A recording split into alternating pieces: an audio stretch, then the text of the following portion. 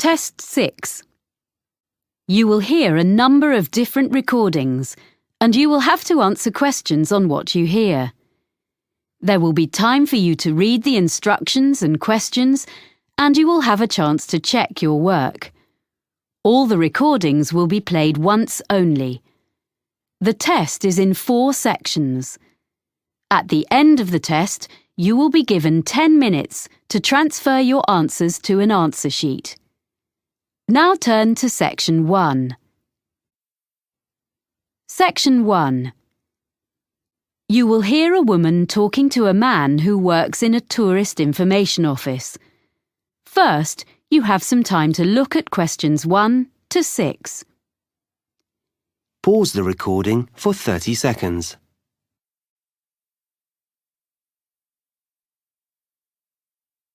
You will see that there is an example that has been done for you. On this occasion only, the conversation relating to this will be played first. Good morning. Can I help you? I hope so. I have a friend in Spain, and her 2 daughters are coming to the city to study for a month. So I thought the Tourist Information Center was the best place to ask about hostels. Can you recommend any? Of course. I usually suggest one of the Hosteling International places. HI West End is a big hostel in a residential area. But it's only 10 minutes from downtown if you take a bus. It's really popular. The journey time is by bus, so bus has been written in the space. Now we shall begin. You should answer the questions as you listen, because you will not hear the recording a second time. Listen carefully and answer questions 1 to 6. Good morning. Can I help you? I hope so. I have a friend in Spain, and her 2 daughters are coming to the city to study for a month. So I thought the Tourist Information Center was the best place to ask about hostels. Can you recommend any? Of course. I usually suggest one of the Hosteling International places. HI West End is a big hostel in a residential area. But it's only 10 minutes from downtown if you take a bus. It's really popular. Okay, sounds good. I need to know how much it costs. The girls want a double room to themselves. They don't want to share with other people. That makes it more expensive. The price is under $30 for a bed in a dormitory, but they'll be paying $50 a night. But if they become members of Hosteling International, the price comes down to $41 a night. Membership costs $35. Right. And membership offers them benefits too on all kinds of activities. What kind of things? Skydiving and whitewater rafting, things like that. I don't think they're interested in that kind of thing. If they become members, will they get cheaper entrance tickets to museums? Oh, yes. And also discounts on bicycle and car hire. Okay, it's probably worth it. Is the hostel very noisy? They're coming here to do some studying. I think it is quite noisy as it's a really big hostel. And if they want to use the internet, this hostel still makes a charge, unfortunately. It's $1 for 15 minutes and $3 for an hour. It might not be ideal for them. What else can you recommend? Is there anything in a quiet area? There's Elliscoat Hostel. How do you spell that? ELLISCOAT.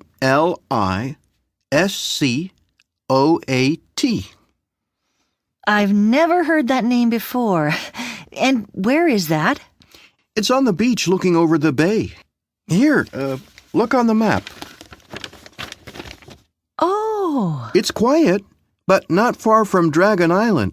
There's plenty going on there in the evening. Oh, that's a nice area. And if they want to go to Dragon Island, it only takes a couple of minutes to walk down to the ferry. So how much is a room there? It's in such a nice spot that the rooms are a bit more expensive. They're $62. Does that include any meals? Unfortunately not. Oh. It is possible to buy meals in the hostel at a reasonable price, but because it isn't very busy in the winter, they only cook in summer. Before you hear the rest of the conversation, you have some time to look at questions 7 to 10. Pause the recording for 30 seconds.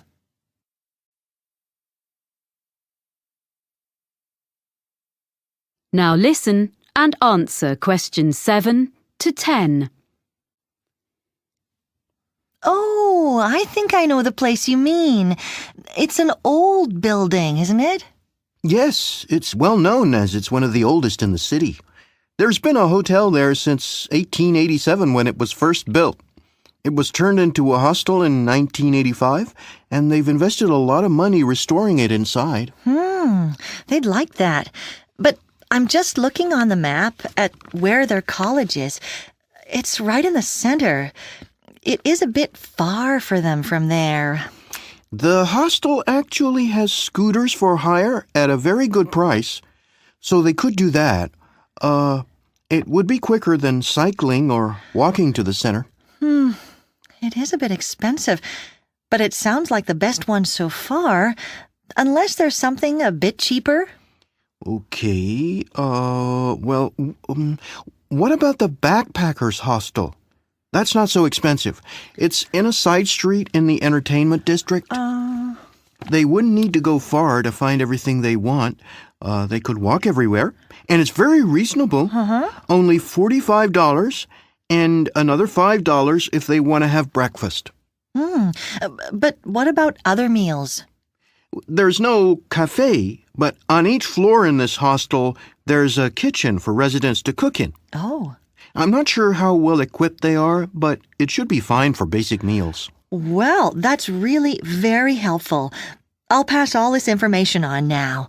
Do ask your friends to ring me if they need to know anything else. I will. Thank you. That is the end of section 1. You now have half a minute to check your answers. Pause the recording for 30 seconds.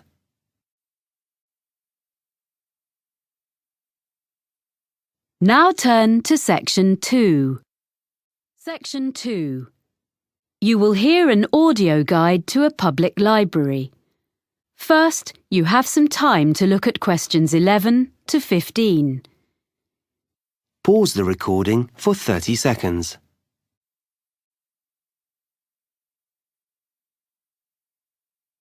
Now listen carefully and answer questions 11 to 15. Welcome to the Selmore Public Library, which has just been reopened after major refurbishment. This tour will introduce you to the building and its services. At any time, you can stop the tour. We enter by the cafe, and our tour begins at the issue desk. If you stand between the information desk and the issue desk and look at the opposite wall, you will see shelves of books in the left-hand corner. This is where you will find a large number of novels and short stories. They are arranged alphabetically. If you are looking for something in particular, and it's not on the shelf, you can reserve it. The next area, directly opposite the issue desk, is a section where people can study. The library provides computers for users free of charge on the next floor, beside the reference books. But this area is for people to use their own laptops. You should ask for the internet passcode at the information desk. In the right-hand corner of this floor, there is a cafe. A selection of daily newspapers is always available there, but you can also take magazines into the cafe to read while you have a drink. You will find these on the racks to the left of the cafe, and there is a large selection.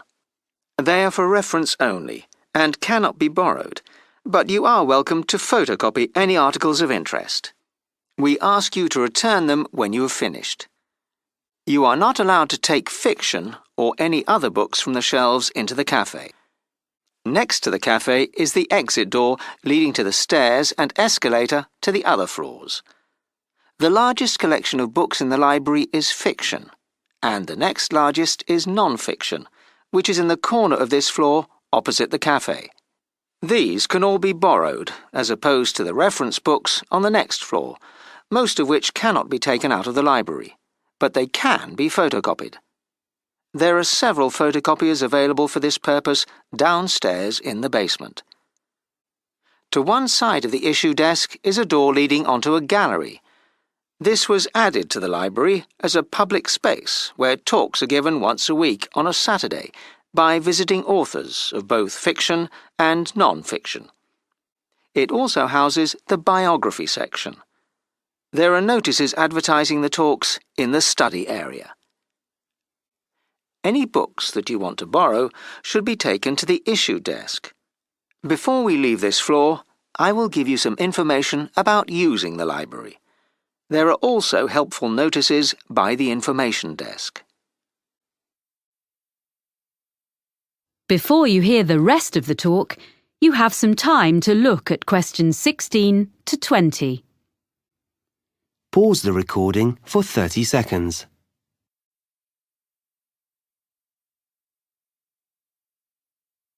Now listen and answer questions 16 to 20. To join the library and take books out, you need a membership card. Take your passport or identity card, as well as proof of your home address, to the information desk and you will be issued with a card. After a period of 2 years, all readers are required to go to the desk with a document that has their name and current address on it, so the library can keep up-to-date records of where people are living. There's no need to show a passport again, and there is no charge for this, but any lost cards are charged at £5. If you can't find the book you want on the shelves, you can reserve it. If it's in another library in the city, we can usually get it for you within a week. If someone else has borrowed it, it can take a few weeks.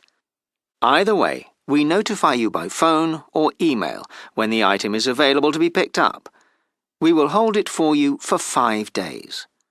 Books can be borrowed for 14 days and can be renewed for a further 2 weeks. Children's books also have a 2-week borrowing period. The same system exists for CD-ROMs and CDs, but DVDs, both children's and adults, can only be borrowed for up to 7 days. It isn't possible to renew them. Some reference books can be borrowed, but normally only for 1 day, so 24 hours. The library opening hours have been changed slightly. Instead of opening late on Wednesday evenings till 8 p.m, we will be closing at 6, as on other weekdays. But we will close at 7 instead of 5:30 on Saturdays and, a new development, we are going to open on Sunday mornings from next month 9 to 1. We are closed on public holidays and notices are posted in the library about these. Before you go upstairs, please note that if you're going to the exhibition area on the 3rd floor, large bags are not allowed. There are lockers beside the reference area on the 2nd floor where you can deposit them.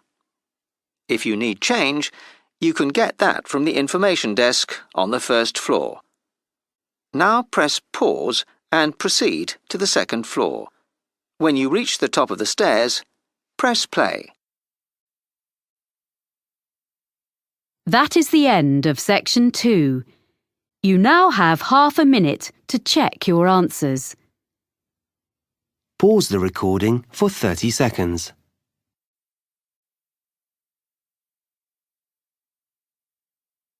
Now turn to section 3.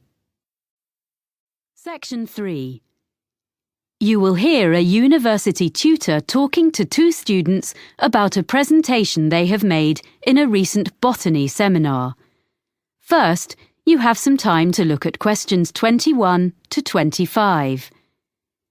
Pause the recording for 30 seconds.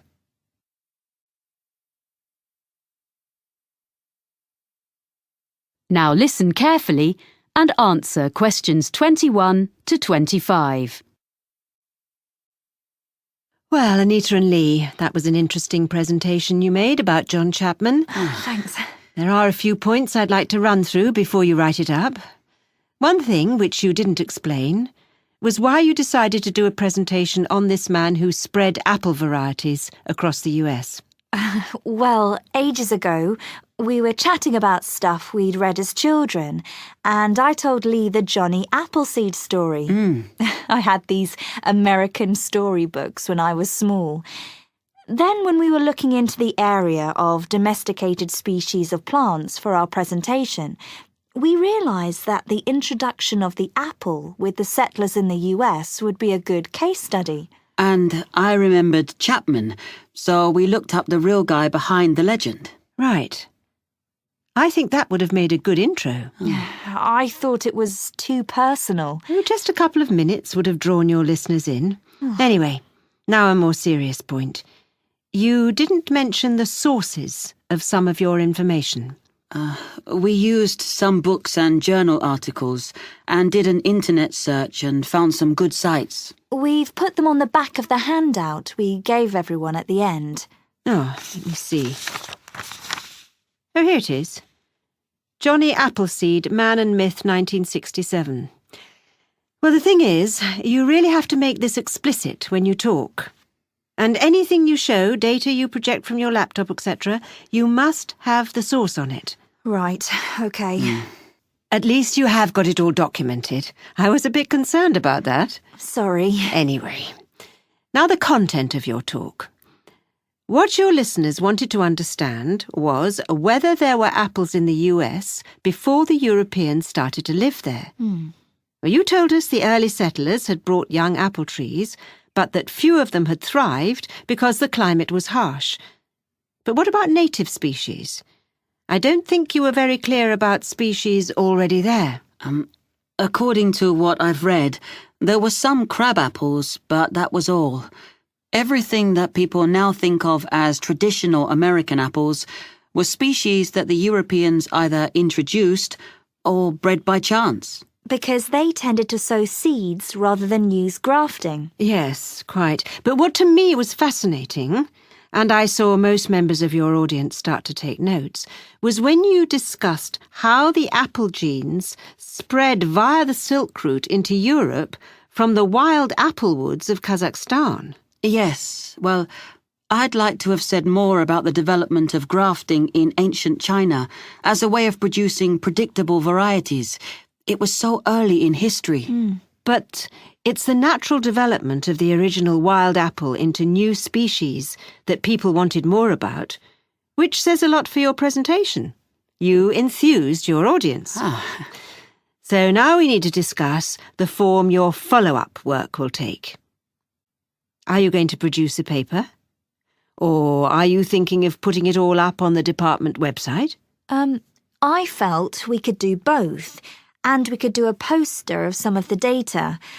But Lee wasn't sure. No, I think it would be enough to use the website. We can offer a link to our email for queries.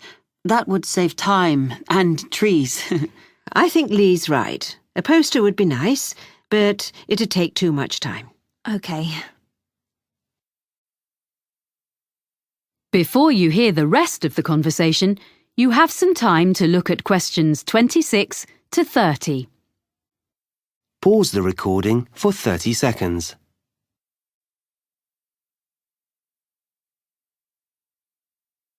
Now listen and answer questions 26 to 30. Now, I just want to give you a few pointers about the techniques of your presentation. Mostly, it was good. But there are a few things you need to bear in mind next time you do one. You both managed the hardware, I mean the projector and things, very well indeed, which is always a great help. Good. Oh, thanks. You'd obviously checked it out carefully. Yes. But unfortunately, we hadn't finished our maps when we did the practice on my computer at home. That's why there was some the wrong way up. We didn't realise the software on the laptop was a bit different from the one I have. But you sorted out the problem very quickly and didn't let it fluster you, so it wasn't a big problem. We could all read the map when we needed to. So it was OK, but we could have done better, we realise. There was a bit at the end where I felt something didn't go as you'd planned. Am I right? We had a few maps which we ended up leaving out because we needed to get on to our conclusions. Yes, it took longer to explain the technical aspects of grafting than we'd expected. So, sticking to the time limit for each part of our presentation is something we didn't manage at all. Which means we've definitely got to improve before we do another one. Yes. Apart from that, well, the handout was perfectly adequate for a seminar like this. It gave all the key information, and, of course, now I realise the sources are listed at the back. But you need to do those references in the correct format, as footnotes, in future. OK. Yes, sorry, we will. And finally, other students will be presenting projects later in the course. I shall be reminding them how well you both spoke, and that no one had any problem hearing or understanding either of you. In that respect, your talk was a model that the others can follow. Oh, thank you. Yes, thanks very much. This feedback has been very helpful. Well done, both of you. See you in a fortnight. Bye. Yes, thanks. That is the end of section 3. You now have half a minute to check your answers. Pause the recording for 30 seconds.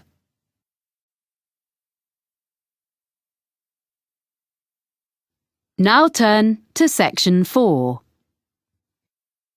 Section 4. You will hear a lecturer describing some investigations into the sense of taste. First, you have some time to look at questions 31 to 40. Pause the recording for 1 minute.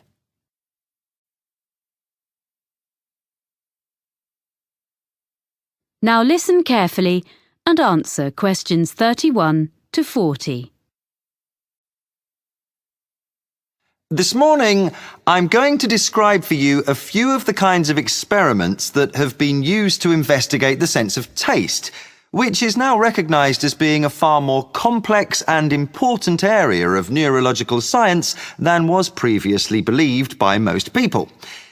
The results of some of these experiments can be quite fun, and I shall suggest that you may want to choose one or two to try out in groups before having a go at designing a new experimental procedure of your own and trying to pinpoint the cause of your findings.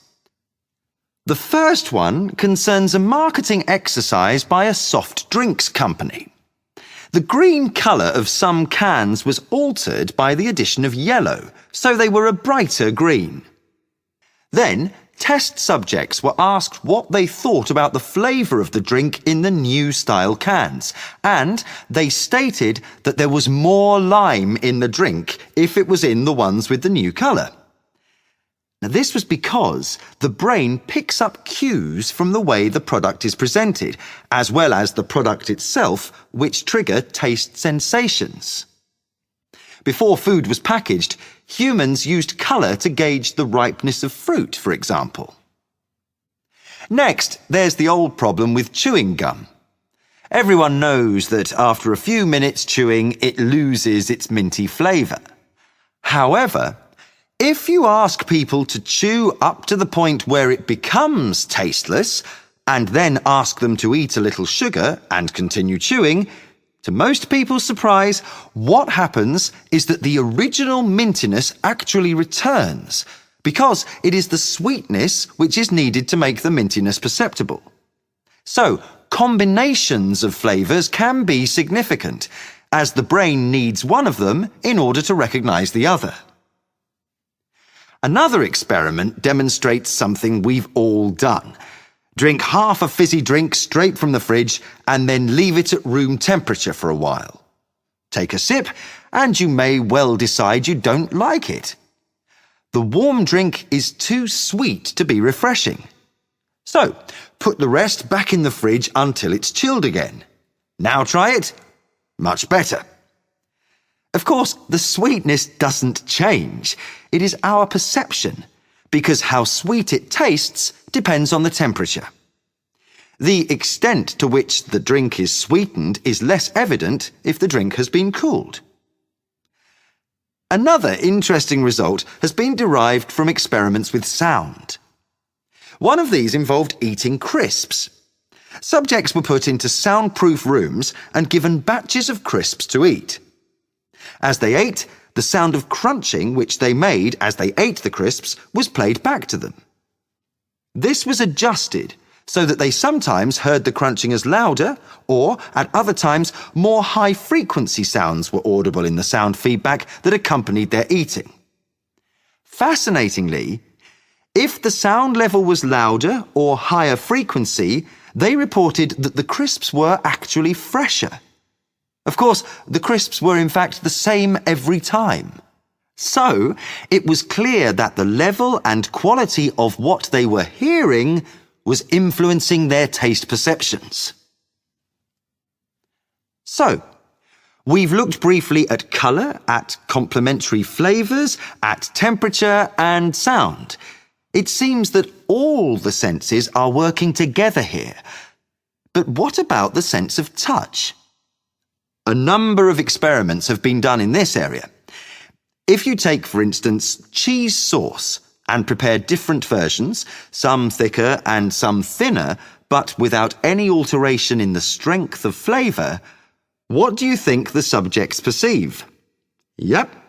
If the sauce is thicker, they'll say the cheesy flavour is less strong. It was clear that the thing that was influencing the subject's judgment about the flavour of the sauces was the texture of each one. Now, this result is important for dietitians as well as marketing executives. Lastly, another variation on the two flavours theme. This concerns the capacity of the brain for bridging a sensory gap. The subjects in this experiment stuck out their tongues so that the testers could drip two liquids onto them simultaneously, one strawberry flavoured and one sugar flavoured. The testers then took away each flavour in turn. When the sweetness was taken away, the subjects reported they could hardly taste anything. But they continued to think they could taste strawberry even after it was taken away. So that taste gap was filled. Well, that's just a quick look at some of the examples in the current literature. The references will be in the handouts you'll get at the end of the session. Now, let's see about trying a few of them for ourselves. That is the end of section 4. You now have half a minute to check your answers. Pause the recording for 30 seconds.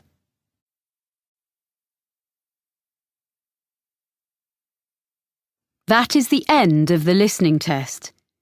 In the IELTS test, you would now have 10 minutes to transfer your answers to the listening answer sheet.